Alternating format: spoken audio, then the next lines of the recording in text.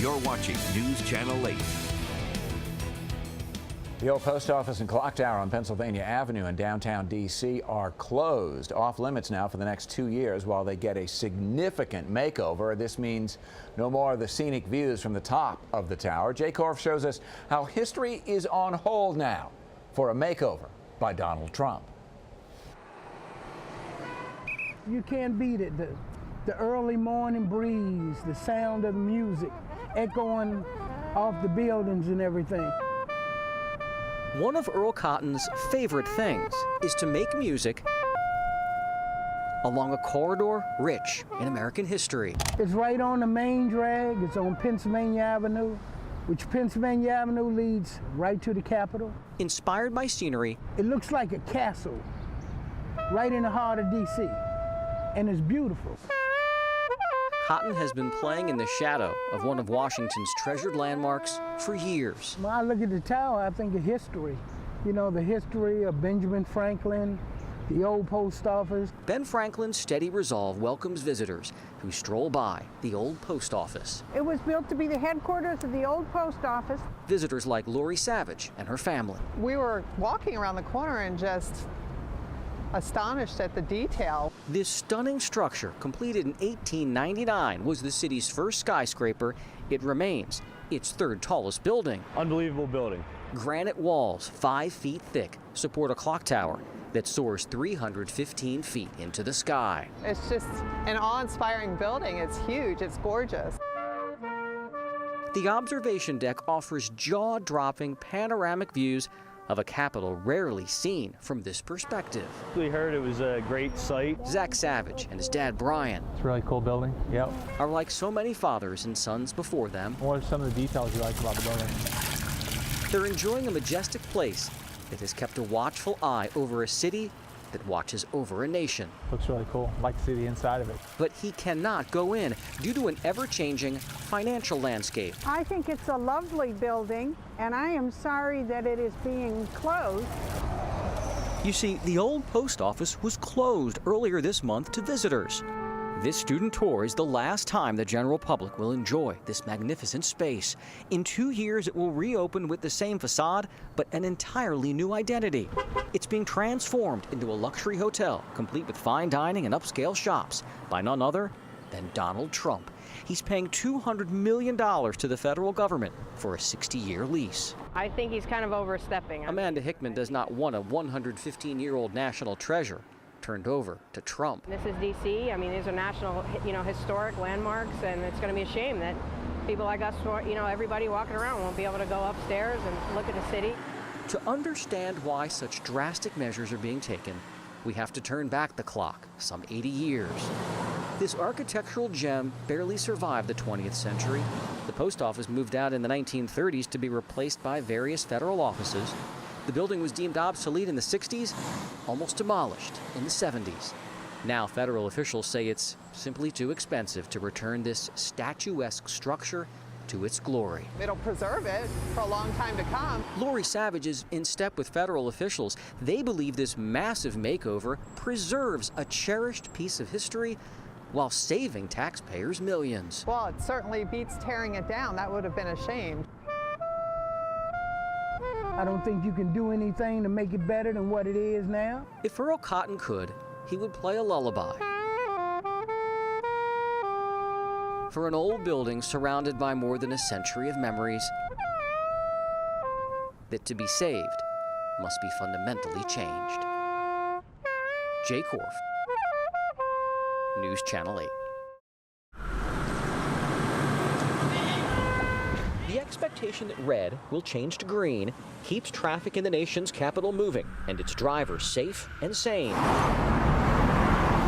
What happens, though, if a light stays red? It needs to be fixed. But no one fixes it. I don't know why you haven't fixed it, man. I don't know. I come through here probably twice a day.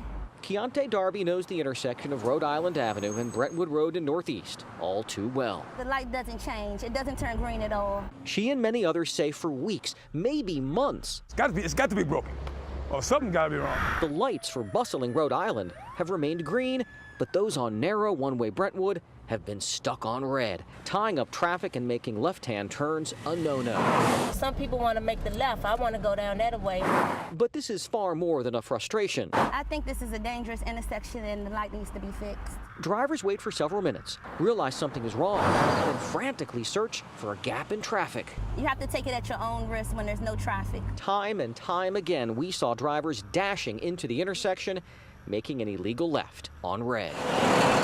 Truck driver Troy Bullock knows in his big rig, he can't risk it. It's crazy. I don't know what the D.C. government, they should be doing something about this. Well, we contacted the city, and within hours, a contractor was on scene. I see that they are finally fixing the lights. While troubleshooting the problem, 33 MC1 programming, he temporarily programmed the traffic signals to a normal cycle. That excites me.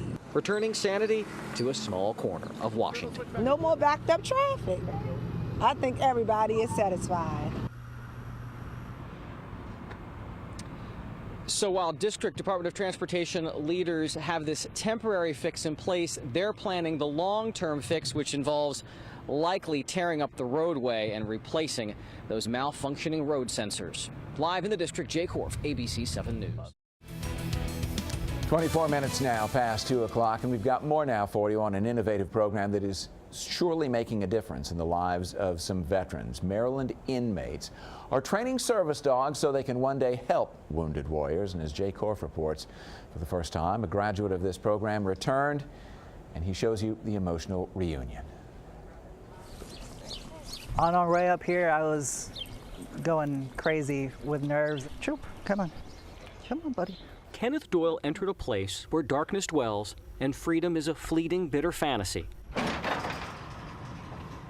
So he could take another step in his journey from soldier to survivor.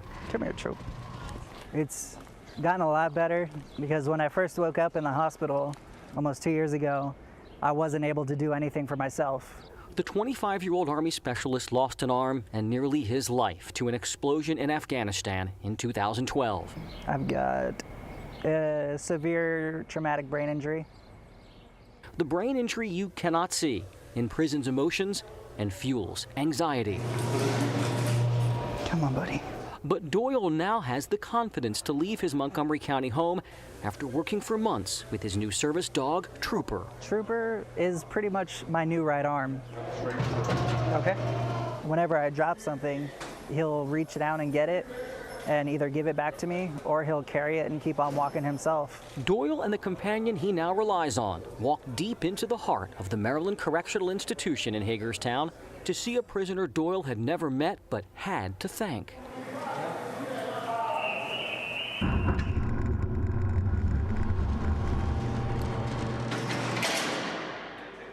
It's very nice to meet you. Nice to meet you. You see, inmate Kent Brewer raised Trooper from the time he was a puppy. Trooper, who's that? Who is that? Through a groundbreaking program where inmates train service dogs for wounded veterans like Ken Doyle. I'm very self-conscious about going outside, but whenever I take Trooper, everybody's automatically drawn to Trooper instead of staring at my arm. Yeah, good boy. Yeah, good boy. Their first embrace in months. This would indeed be a bittersweet day. She gets really excited when you people. Delta, come on, girl. Come here. Come here. Good girl. Terry Dorsey serving 25 years for a drug conviction. Delta, sleep. Okay. Back. Back. Has been eating, sleeping, and living beside Delta for more than a year during her training. Man, this is to me, I've been down 12 years, and I think this is the best thing that happened to me. The dogs give hardened men like Dorsey structure, purpose, and hope. Sit. Okay. But this would be Dorsey's last day with Delta. She's graduating. Give me a kiss. Give me a kiss. Give me a kiss. Leaving to be placed with a wounded warrior, an honor for this veteran. To me, I feel like I owe a debt to them guys. It's gonna be sad, but then it's in the end, it's still a joy though, because I get to go on and get another dog. There is room for redemption, even in a place surrounded by razor wire. Prison don't rehabilitate nobody. You rehabilitate yourself. Before, I didn't think about it. After meeting mild-mannered Kent Brewer, you wonder what got him locked up for 40 years. When you take someone's life, you don't think about the consequences thereafter. He murdered a man, then hid in self-imposed isolation in here for nearly 20 years. You build a wall, you might be surrounded by 2,000 prisoners, but you're on your own. And you know if you died today, nobody would really care. So it's kind of a lonely place. But a black lab broke through the wall of a convicted killer, quelling demons that lurk behind these limestone walls. I didn't like myself very much, and I didn't think other people liked me.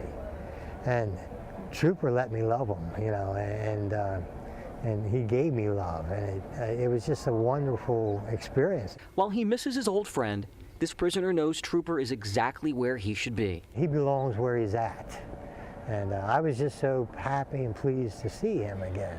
Helping free a fellow veteran. He's fantastic. He's like the greatest dog. I think I'm pretty much as close to normal as I can be for now. Jay Korff, News Channel 8.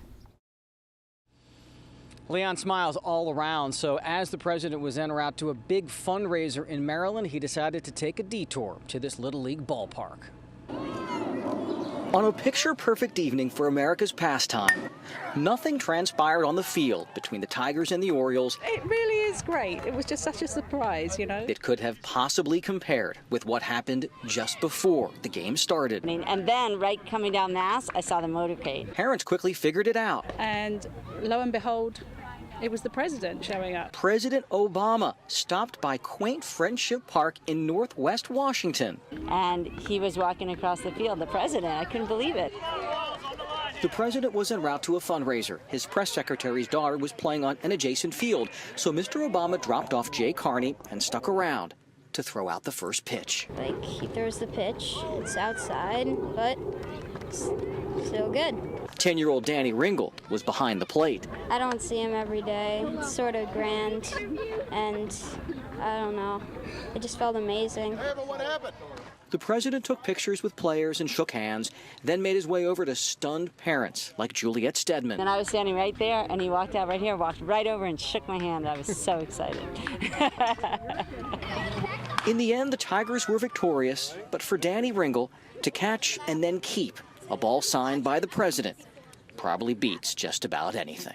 Best game so far. What did we learn from tonight? When the president comes to our game, we win, right? Yeah. 1, 2, 3.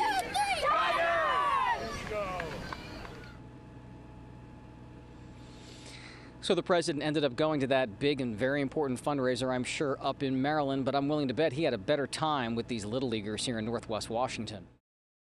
That's enough island. It's just precious. It's beautiful. How can you not love it? Planning around Mother Nature's mercurial mood is at best a risky endeavor. It seems to be a little hard to predict. But Wednesday evening, all eyes were aglow along the tidal basin in Washington. I'm thinking if we move down a little bit, that way we're shooting into the blossoms with the sun behind us. Yeah, how about right under this tree? Put your arm down. Cheryl and John Watson of Arizona planned their trip. Okay, that's good. To this monumental city months ago. We couldn't have timed it any better. Okay, here we go.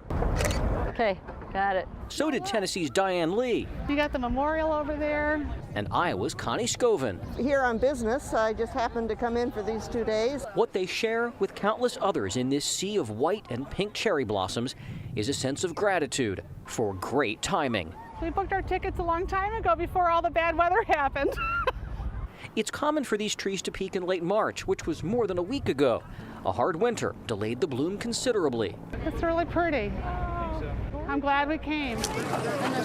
So when itineraries were planned in the dead of winter to visit the nation's capital, few imagined that this would be their view. I've never seen them before, and I have to say they're quite beautiful. Fluffy clouds that you can touch. I'm very glad that the random act of nature worked in my favor this time. I'm so glad that we ended up coming down here after all.